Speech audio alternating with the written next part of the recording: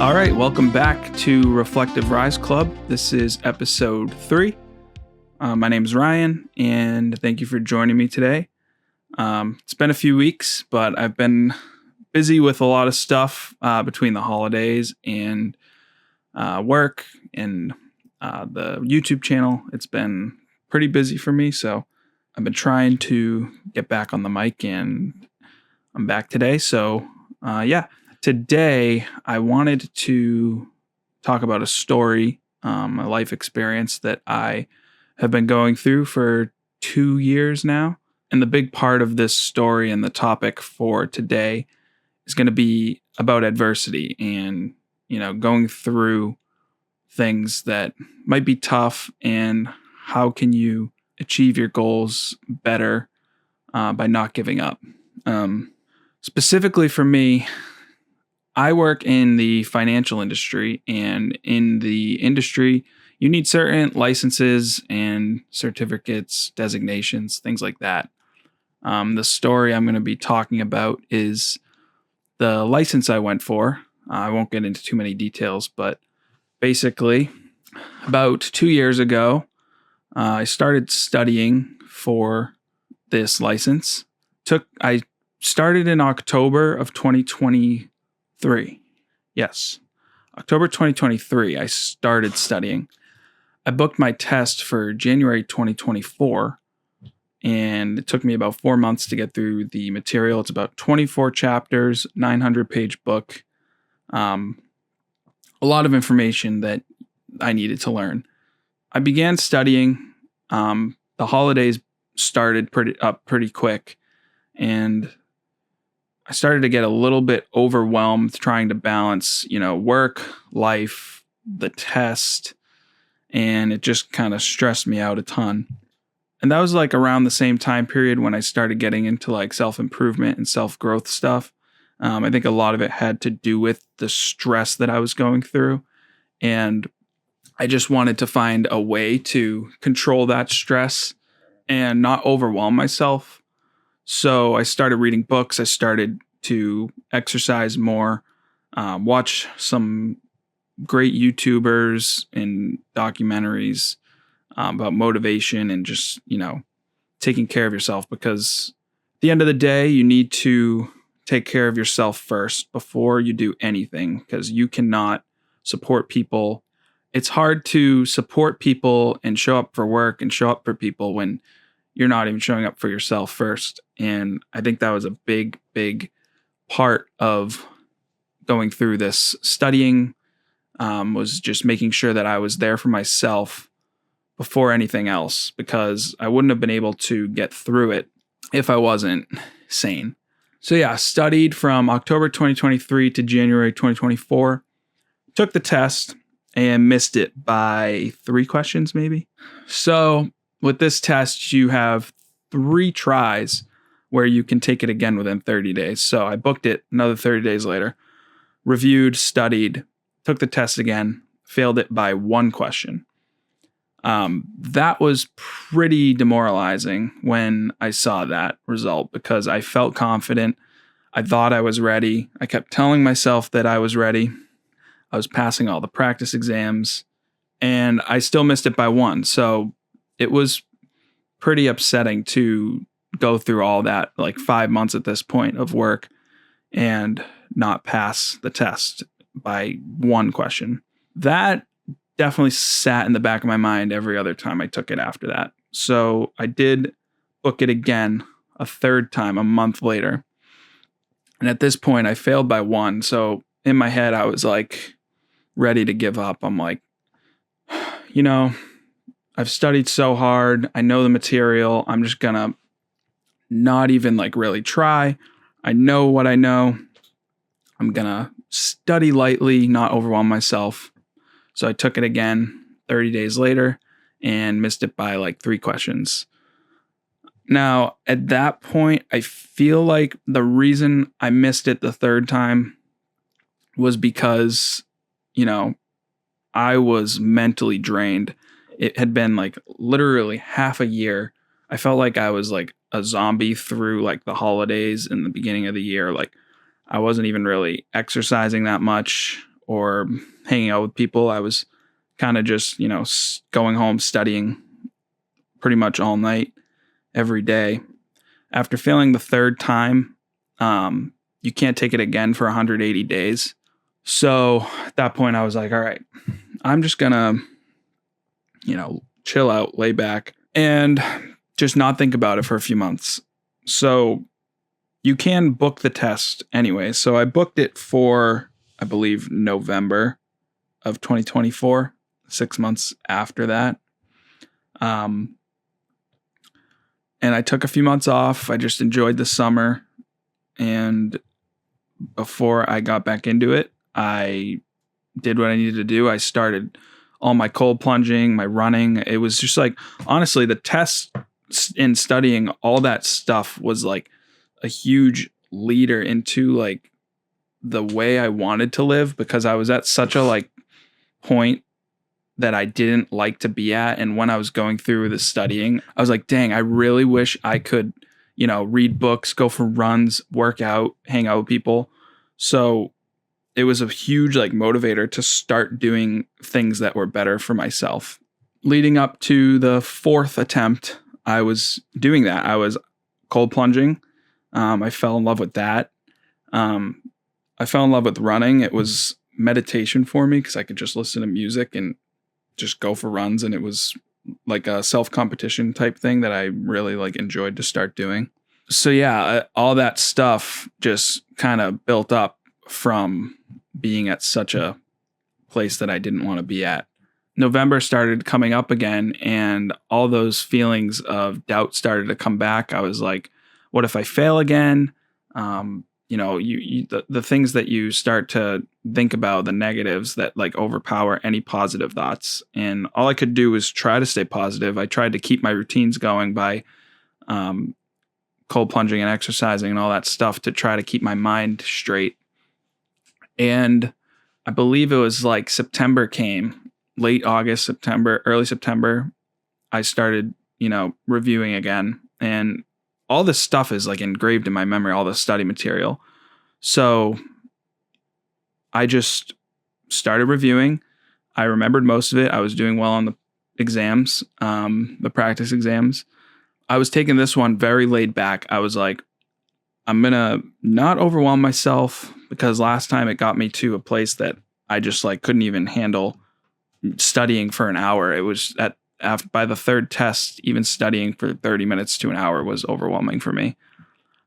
So I took it very low key, and I felt ready when the test came. And then the test came, and fourth time I failed. I missed it by 4, I think. You need 92 correct, and the lowest score I got was 87 out of 140. So I was within 5 questions almost every time. So at that point, I was like pretty upset that I failed for a fourth time, because, after 4 attempts of an 140 question test and you're just barely missing, it's very, very mentally draining and it's hard to stay positive when stuff like that happens. I've never been a great test taker. I feel like I'm more of a, hands-on, in the moment learner. In college, I had one class I did really well on, and the tests were take-home exams, and it wasn't one you could like look up the answers. It was more of like working through the problem, finding answers and solutions in different ways. And so test taking, especially multiple choice, when they're trying to trick you a lot of the time, is difficult for me personally. So fourth attempt, November 2024. At that point, I am like, I need a break. So I began to just start focusing a lot on myself. I started going to the gym again, a lot more, and exercising, and running became a very important thing for me at that time. I started running in 5Ks a lot, and just like, my health, my mental health and my physical health was more important to me than a test. And of course, my job and this test that I needed to take is extremely important to me. But at the end of the day, my mental health and my physical health is always going to come first so that I can be in the best mindset and physical state to go through something like this. I think that if you're not in a good mental state and physical state, a lot of people overlook like physical health for things like this, but getting good sleep, exercising, all those things are extremely, extremely good for your brain when you're going through tough times.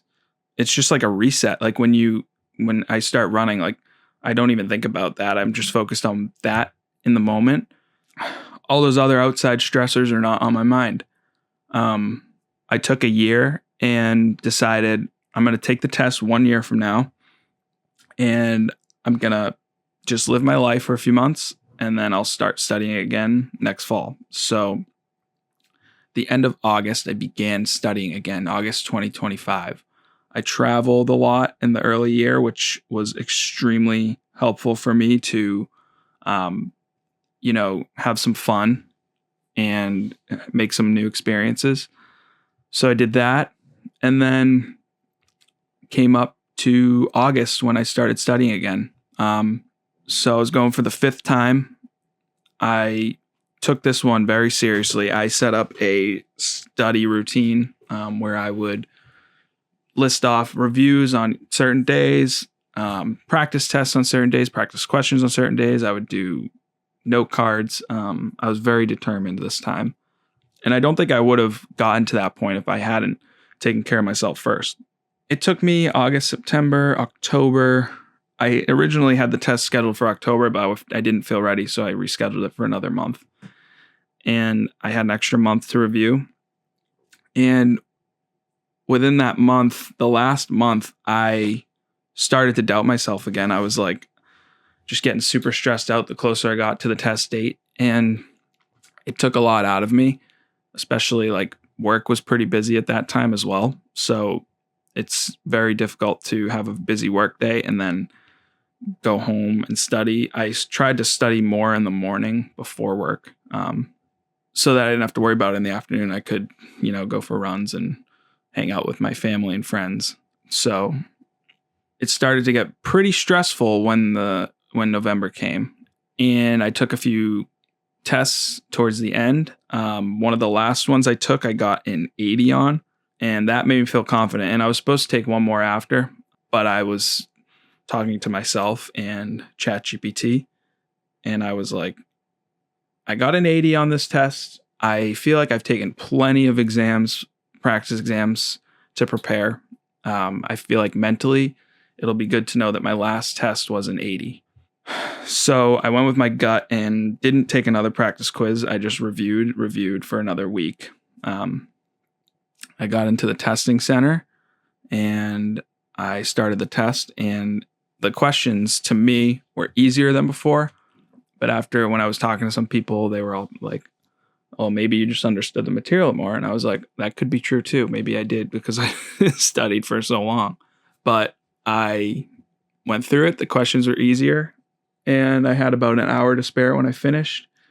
And I clicked submit and it said pass. And every other time it says fail and how many you got right. This time it just says pass. It doesn't tell you how many you got right.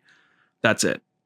So finally, I passed the test, and it was the 5th attempt. And it's hard to say like to yourself that you took it 5 times. Like everyone will tell you, it doesn't matter how many times you took it, you passed. And there's always that thought. It's like, well, it still took me 5 times. So that was like pretty upsetting that it took that many times. But it is true that it doesn't really matter. At the end of the day, it does not matter how many times it takes you to do something. If you keep coming back and just fighting for it, you will get it someday. And that's the moral of this story, is that I did not give up as much as I wanted to. It was extremely hard. It was a 2-year experience for me. I kind of just wanted to share this story because I feel like a lot of people go through things. It doesn't have to necessarily be a test or an exam. It can be pretty much anything in life.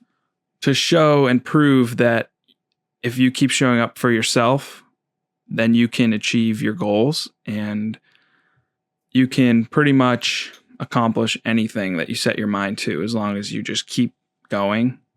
It's very, very, very hard to imagine that you can get to a point that you wanted to get to when you're at a point that feels like you'll never get there.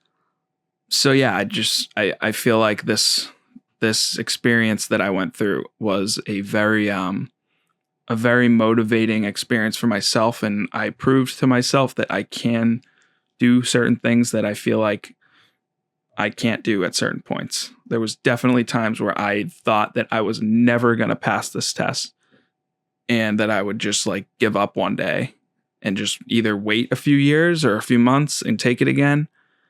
But I didn't, and I am here today with a pass on that exam, and I never have to worry about it again. So that is a very good feeling, and I am going to apply that to everything else in my life. Whenever I feel like I can't achieve something, I'm just going to remember this experience I went through and just know that if I just keep showing up, keep working at it, then I'll get there. And you can too. If you have anything that you're going through or working towards, just remember to have an open mind with yourself and just keep growing and learning and doing the best you can every day, even if it's a little bit. That stuff just builds up and compounds over time.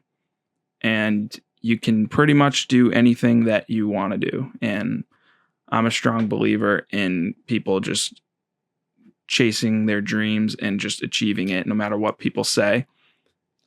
I really feel like a lot of society just accepts life and they don't work towards things because that's just how life is. And a lot of people say that here all the time. And honestly, when people say it, it frustrates me because I've seen way too many people in my life not go after things they want. And I've seen a lot of people go after things they want, and it's completely possible.